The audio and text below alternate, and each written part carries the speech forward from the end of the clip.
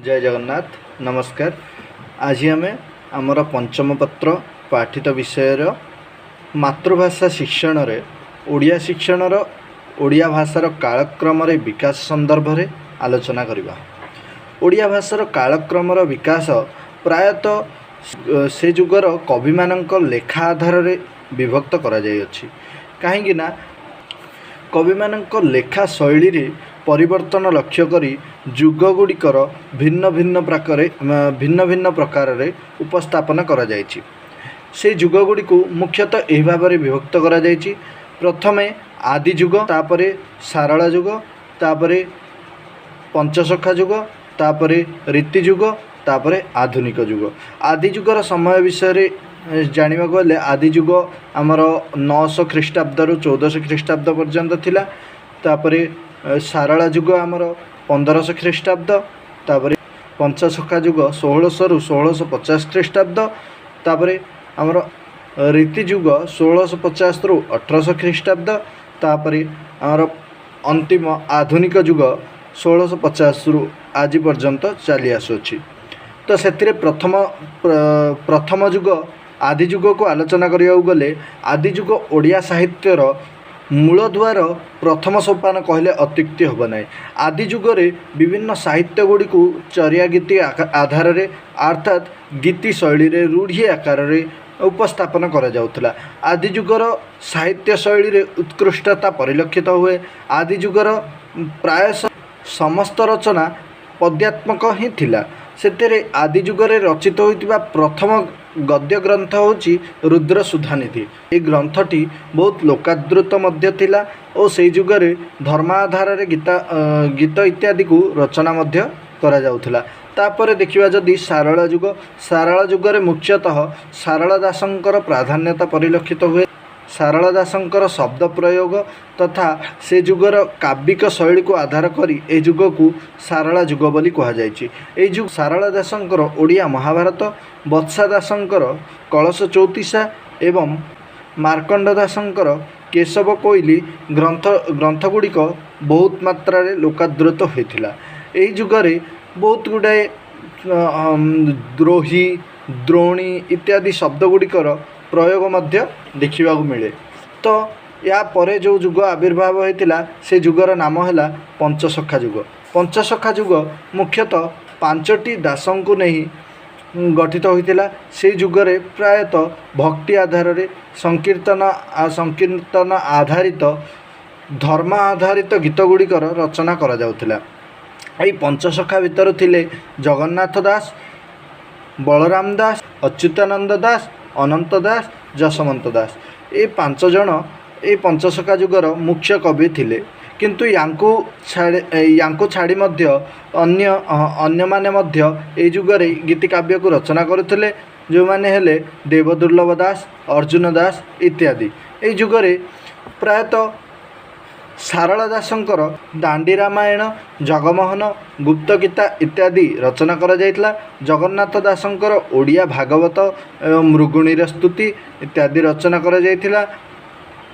आउ अच्युतानंद दासंकर मालिका हरिवंश एई समय रे बहुत लोकादृत होइतिला एवं जसवंतंकर टीका गोविंदचंद्र, अनंतंकर गुप्त भागवत बहुत लोकादृति होइतिला। एई समय रे अन्य माने मध्य बहु प्रकार रे काव्य कविता को धर्म आधार रे रचना करुथिले। एही समय रे पौराणिक आधार रे गीत कविता रचना करी साहित्य को एक नूतन दिगर प्रदर्शन करा जायतिला। एहा परे सृष्टि होइतिला हमर सर्व प्रमुख जुग रीति जुगर। रीति जुग आमर 1650 ख्रीष्टाब्द रु 1800 ख्रीष्टाब्द पर्यंत प्रचल्यमान थिला। रीति जुगरे प्रायतः अलंकार, अर्थ, शब्द संयोजना उपरे प्राधान्य दिया जाउथिला। रीति जुग ठारू ओडिया साहित्य विश्व परिचित होई पारिछि एहा कहिबाकू अत्युक्ति हेब नाही। तो एथिपाई रीति जुग को ओडिया साहित्यर माइल खुंट बोली मध्य कहा जाए। रीति जुगरे रचित होइतिबा ग्रंथ मानक मध्य उपेन्द्र भंजंकर लावण्यवती, वैदेश विलास, दीनकृष्ण दासंकर रसकल्लोल एवं कवि सूर्य बलदेव रथंकर किशोर चंद्रानंद चंपून्य सामंत सिंहारंकर कलामाणिक तथा विदग्ध चिंतामणि इत्यादि ग्रंथगुड़िक प्रकाश पाइथिला।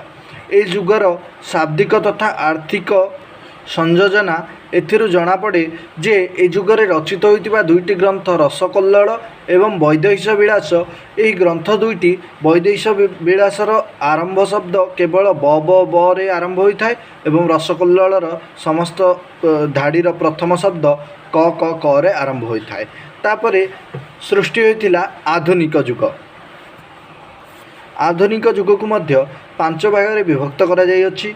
राधानाथ जुग, सत्यवादी जुग, सबुज जुग, प्रगति जुग, अत्याधुनिक जुग। राधानाथ जुगरे राधानाथ रायंकर प्रायतः प्रामुख्यता परिलक्षित होइतिला। राधानाथ रायंकर विभिन्न पुस्तक मानकर रचना एही समय रे होइतिला एवं एही समय रे रचित होइतिबा चिलिका खंडकाव्य काव्य जगत को एक अपूर्व मार्गर प्रदर्शन कराइतिला। या परे आरंभ होइतिला हमर सत्यवादी जुग। सत्यवादी जुगरे मुख्यतः पंडित गोपबंधु दासंकर प्राधान्यता देखा देइतिला।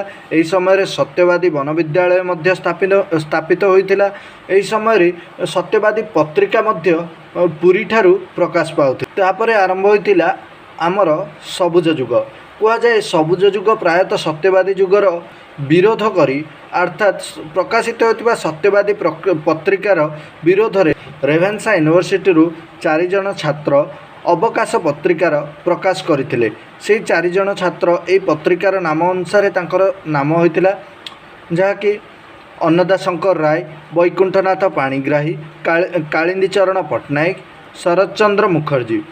यह व्यतीत एथिर अन्य कवि थिले आचार्य हरिहर। एमानंकर मध्य अवदान ओडिया साहित्य प्रति अतुलनीय अटे। यह परे आरंभ होइतिला प्रगति जुग। प्रगति जुगरे प्रायतः व्यंग, विद्रूप एवं हास्यमूलक रचना उपरे प्राधान्य दिया जाउथिला। एही समयर मुख्य कवि थिले सच्चिदानंद राउतराय, जी कि निज छोट मोर गाँटी कविता आधार रे लोकमानंकर ओडिया प्रति आकर्षणता को बढ़ाई थिले। या परे आरंभ होइतिला अत्याधुनिक जुग, जहाँकि आज पर्यंत प्रचलित हेउछि। एही भली भाबरे ओडिया भाषार कालक्रमिक विकास माध्यम रे ओडिया भाषा आज विश्व परिचित होई पारिछि। धन्यवाद।